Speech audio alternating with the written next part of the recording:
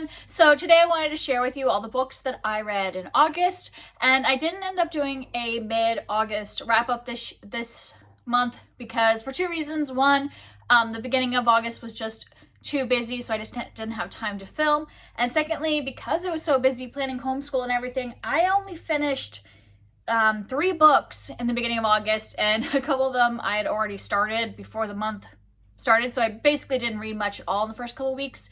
But the problem is then I read like a ton of books, or finished a bunch of books, because some of them were holdovers from before, but I finished a bunch of books in the second half of the month, so I ended up still now I think I have like 13 books to talk about.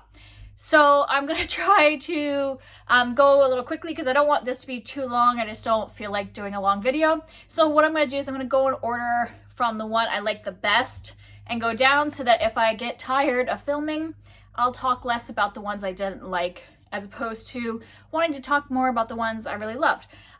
So first off, I'm also going to say there was one that I didn't rate, and that was The Abolition of Man by C.S. Lewis. This is a nonfiction book. It's really short. I am not rating this because I need to reread it. I ended up listening to this. I was driving somewhere, and yeah, I just didn't get anything out of it because I just think that with this kind of a book, I need to like sit down and actually like read it again. So I can't even really tell you even what this is mostly about. Yeah, because I just was not really getting it from the audiobook. So I'm just telling you that I did read this, but I don't have anything to say about it, and I am going to try it again physically and actually like highlight it. I might actually read some like analysis or some other reviews that kind of like talk more about it, because I don't think the audiobook's the way to go. All right, and now my 5-star books. I had 3 5-star books. First off, the one I liked the best was A Midsummer Night's Dream by Shakespeare. I love these pelican editions. I think they're just really pretty. And I wanted to read this because it's summer, and I don't think I've ever actually read this play. I thought I had, but I think I've just seen some adaptations, but hadn't actually read the play, but I knew kind of the storyline behind it. And this is kind of like a fun fantasy play about these group of lovers. So this is one of his comedies, and so there is like it's hard to explain if you don't know it, but there's like, you know, one woman who is in love. So Hermia is in love with Lysander, but her dad wants her to marry Demetrius. Is that his name? Yeah, Demetrius. So she wants to marry Lysander. Her dad wants her to marry Demetrius. Helena is in love with Demetrius. And so they're all in the woods, and then these fairies come in and put a few of them under a spell so that then things switch, and suddenly both of the men are in love with Helena because they're under the influence. And so like, yeah, it's just this whole comedy of like the lovers being messed up and things like that. This was just fun. I really enjoyed this one. I had a good time. It's pretty short to read, and I would like to watch an adaptation now. My husband and I are going to watch one, but I haven't done it yet. But yeah, I just had a great time. I was laughing out loud because, you know, there's this like group of characters that are putting on a play inside the play, and they are just hilarious. And every time they were on page, I was cracking up. Overall, I just had a really great time. Like I said, laughed out loud a couple times. Really enjoy this one. I just really love Shakespeare's comedies. I know that's probably an unpopular opinion. It seems like more people like the tragedies, but I just find these super funny, like Much Ado About Nothing and this one. They're just good fun. And I have a few other of the comedies that I want to read. I just enjoyed it. And then one of the other 5 stars I read was River Secrets by Shannon Hale. This is the 3rd book in the Books of Bayern.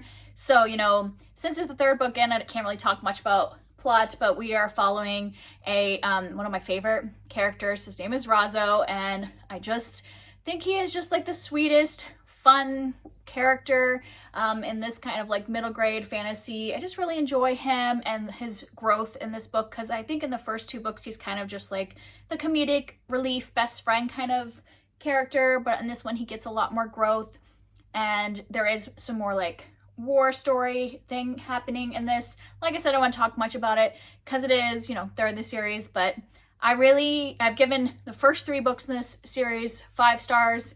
Really enjoy it. So this was another really great one in the series. And the last 5-star book is Things You Save in a Fire by Katherine Center. And this was one of the books that was like 21 books to read in 2020 that you guys had voted on for me to read. And a lot of people, I think this one got some of the most votes. So I knew I wanted to pick it up, but I didn't really know, I wasn't necessarily super excited about it, but then I ended up really loving this book. This is about a woman named Cassie, who she is a firefighter, and at her like current fire station, it's all good that she's a female firefighter. Like, she has really great camaraderie with her partners and things like that. But then something happens that makes it so she has to move to near Boston to live with her mom and take care of her for a while. And so she gets a post at a new firehouse, and there they don't believe in female firefighters. And so she really has like an upward climb to try to like prove herself with these men who kind of just think, you know, well, we kind of had to hire her, but she's not really like a part of the station and stuff like that. So she really has this like struggle to prove herself in her job. And then also like, you know, she's in a new place. And so kind of establishing life in this new place. And then her and her mom have been estranged for a long time. So her going to like take care of her mom, there's a lot of mixed feelings about that. And I just really love this. I really liked following Cassie and like seeing the struggle she goes through, being a woman in a predominantly male field, and just like the everyday that she loves her job, but she has to go through so much crap every single day to just do this job that she loves and that she's good at, but that people around her still think that she doesn't deserve to have this job. And so there's just a lot of that in there. And then there's also like some trauma in her past, some like sexual trauma in her past. And I thought that was handled well. And I liked to see kind of, this isn't a romance. I wouldn't call this a romance book, but there is a romance in it. And I liked how that romance kind of showed how sometimes you can hold those scars for a long time, but that if you find the right person, they can help you move past those scars and still find love in your life and things like that. I also really loved the love interest. I thought he was just a really sweet guy. I'm the type of person that just really likes sweet men in relationships. Like, I don't want an alpha male or anything like that. I just want a nice guy. And so I really enjoyed this. Loved everything about it. And then I had several 4-star books. Let's go with the one I liked the most, which was Clockwork Boys by Kingfisher. And this is the first book in a duology. Though, you know, calling it a duology is a bit of a stretch, because the way she wrote this, she wrote these 2 books as one big book. But then, you know, she thought, oh man, this is going to be like so huge. I should cut it and, you know, split it up into 2 books. So this really doesn't like end. It like could go right into the second book. Like, I don't feel satisfied after reading this one. Like, you know, some duologies and stuff like that, you at least have like a satisfying ending. I personally don't find this a satisfying ending, and I would like to continue right on into the second book. But since she's an independent author, I'm not mad about it. Like, if this was a like book from one of like the big publishing houses, I would have been kind of angry that they split it into 2 books. But because she's an independent author, I get why she would want to not scare people away with like a giant tome. But this was really fun. What I love about T. Kingfisher, I've read 4 of her books total, 2 under the name T. Kingfisher, which is her pen name, and 2 under her real name, which is Ursula Vernon. She writes children's books under Ursula Vernon and then adult books under T. Kingfisher. She's just hilarious. I love her humor. I love that this is definitely a fantasy world, like a new made-up world, but the people in it feel like just real people with my sense of humor, and they have all these awkward moments and awkward conversations that feel really real to life, because sometimes you read a fantasy novel and these people don't seem like real people. They're like completely different from like the humans that live on this earth, because they're in this different world. They've been raised different, you know, so it just doesn't feel like a connection to real people, where this just feels like we took real people and put them in a fantasy world. And yes, they have grown up in that fantasy world, but they have like real people humor and real people situations. And I love that. I know not everybody would love that, but for me, I really enjoyed it. I found it hilarious. It's very sarcastic kind of humor. And yeah, it was fun. I guess I didn't really tell you the plot of this. This is about 4 different people. We have a paladin, an assassin, a forger, and a scholar. The person we're mainly following is the forager. Her name is Slate. That's who we're following from the very beginning, but we do get some of the different perspectives, but we're mostly following Slate. And she is gathering together this group of people in order to go out and find the Clockwork Boys, who are these like giant robot kind of killing machines that are killing people in the kingdom. And she's being sent out with this group of people basically on a suicide mission. Their job is just to like find out how to defeat the Clockwork Boys and send back that information back to the rest of the community. But nobody thinks that they're actually going to succeed in this mission. And there's reasons why they volunteer to do this and all that stuff. And yeah, I just thought this was really inventive, fun. I really look forward to reading the second half of this very soon. And I would just really highly recommend her books if you like fantasy and you like sarcastic sense of humor. And then I am continuing on reading the Sherlock Holmes books. I read The Return of Sherlock Holmes, which is one of the short story collections. And this one was my least favorite of the short story collections, but I still gave it 4 stars. Like, I enjoy Holmes and Watson. I like, following along them, solving these crimes and things like that. And I find them interesting. I also really love how in the books, he doesn't always succeed. I don't know if that happens in the adaptations, but there are stories in here where, bad things happen to like the people we're rooting for, and Holmes can figure out in time before the bad thing happened. And I like that about it. He's not infallible, even though he is really intelligent. Sometimes he's too late. And yeah, so I really do enjoy reading the stories, but this wasn't one of my favorite of the collections. There was just a couple, because it's like several short stories. There were a couple of them that I could have done without in the collection, so that's why I didn't get 5 stars. But overall, still really enjoying this series. And then next I read One by Sarah Crossan, and this is a book written in verse, and it's young adult, and it is about conjoined twins. So we are following Grace and Tippy, though we're only in the mind of Grace throughout this entire thing, which I thought was a weird choice, that we were supposed to be seeing them as individual people, even though they are, conjoined. We're supposed to see them as individual personalities, but we only get Grace's point of view throughout the entire book. Which, strange choice, but yeah, I did really enjoy this. I gave it 4 stars. I haven't seen any Own Voices reviews to see if the representation is good, but I did think it was a good story. We're just kind of following these 2 twins that they have been homeschooled their whole life, and then their parents are like, well, we're going to send you to public school, and I think they're 16? Yeah, they're 16 years old and they're going to public school for the first time. And so meeting friends, dealing with people staring at them and making assumptions about them and their body and the way they live their lives and things like that. I thought it was, interesting getting to know them. The only reason I didn't give this 5 stars, because I do think it was really well written. I thought it took a very predictable path in the plot line, which I was a little disappointed that it took the very easy plot line that was kind of just expected, and I didn't love that part about it. I could have just been fine following them in a moment in their lives, and that would have been good enough for me.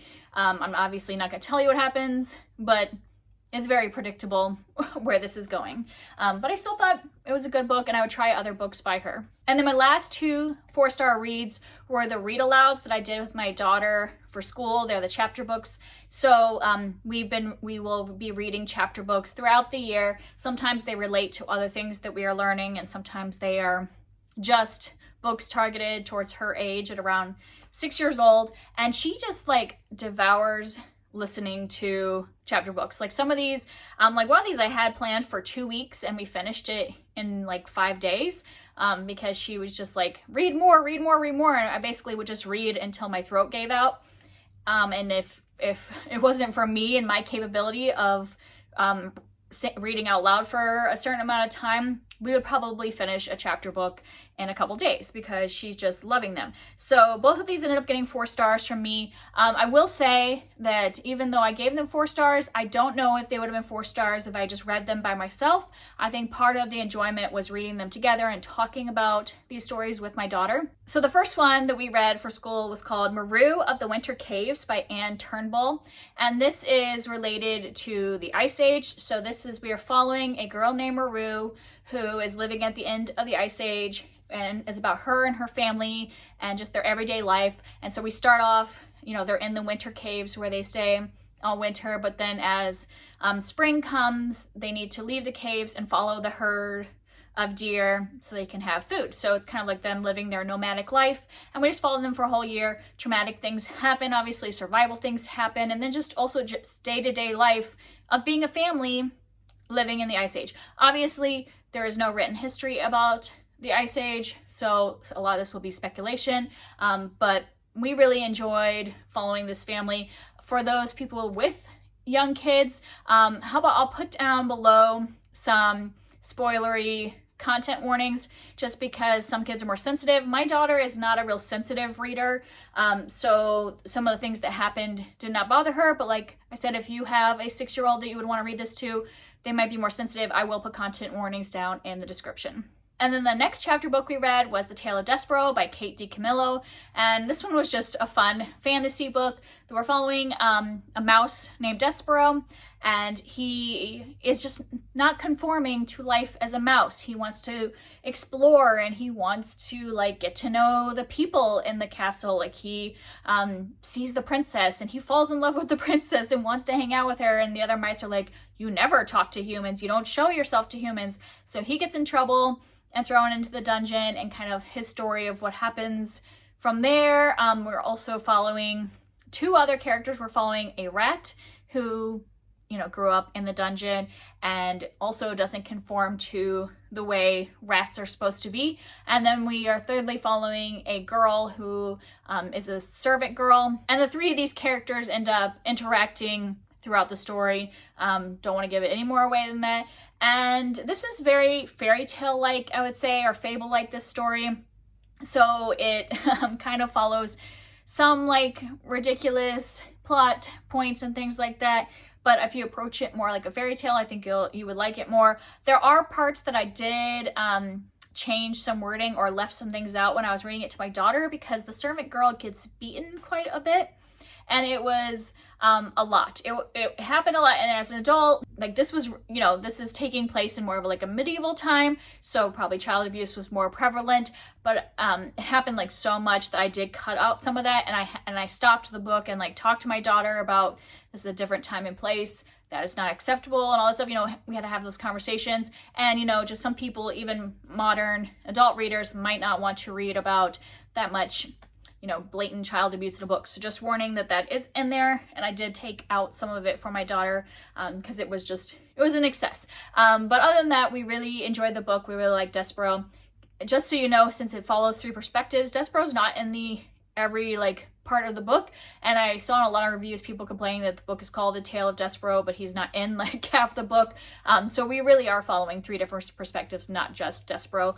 But we enjoyed it, and my mom was here during reading part of it, so like I was reading out loud, my mom was in the room, and she was like getting really into it. Like there were times when Bernadette was getting distracted and getting up and like walking around and like leaving, and I was like, I guess we're done reading. And my mom's like, but I'm really into it. And she was like calling my daughter over because my mom wanted to hear more of the story. And it turned out at the end, we finished the book, but she had only heard the last like third of the book, so she took it home with her. And that's why I don't have it to show you, because my mom took it home because she wanted to read the book in its entirety. So it's definitely good for adults too.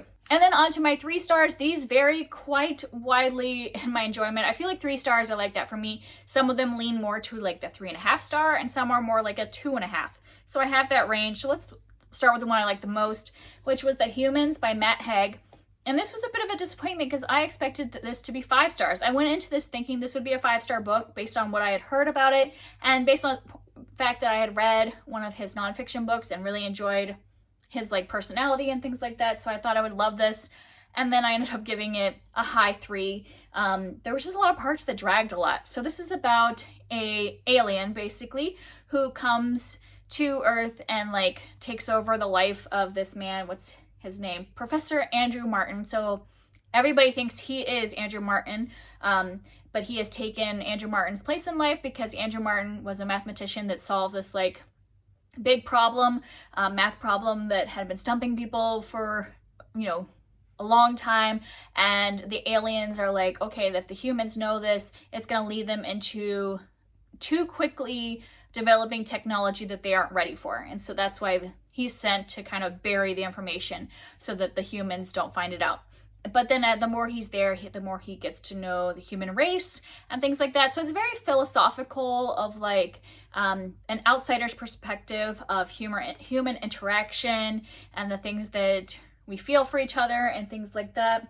And there were a lot of parts that I did really enjoy, but there was like big chunks where I was just bored. Like I was really into it at the beginning, but then it like almost felt like it had a gimmick that it just kept going and going, and it would have been better as a novella, I think, like a shorter thing, because it did get kind of gimmicky. It's like, since he's an alien, he's calling everything weird things, like jeans. Instead of calling them jeans, he's like, these denim things their legs are clad in, or something like that.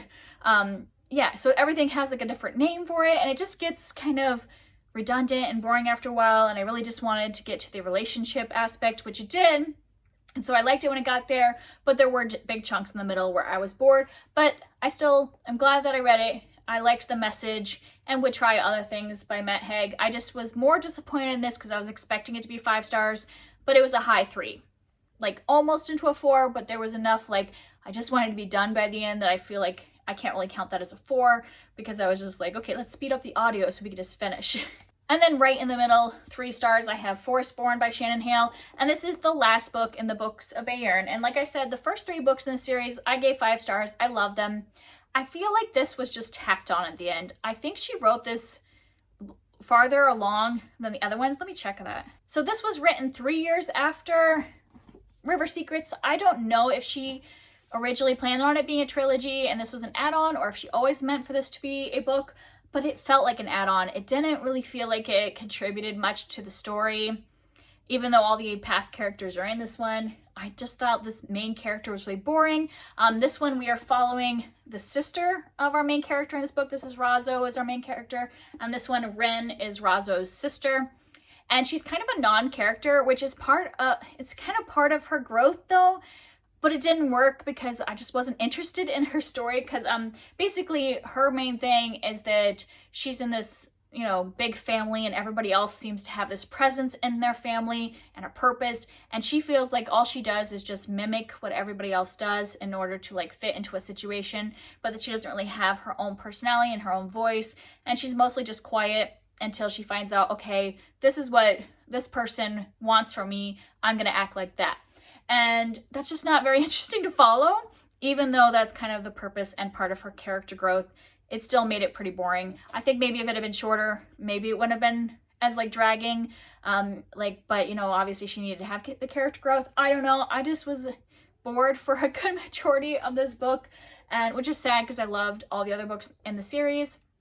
So it was just kind of a letdown at the end. If I ever reread the series, I probably wouldn't even read this one, because I don't think you need to read this one in order to finish this. Like, it doesn't like necessarily finish it off. Like it would have been fine finishing with this book. So if I read it in the future, maybe I won't read this one, because it's just okay. I didn't love it. And then my final 3 stars would probably be more like a 2.5 stars if I still gave half stars. And this is Piranesi by Susanna Clarke. And this book is everywhere. It's won awards this year. Everybody seems to love it. I was buddy reading this with a group of people, and I was definitely in the minority. Almost everybody else loved it, was giving it 5 stars, saying it's the best book ever, and like a new favorite. And I'm like, really? Just don't think it's that good.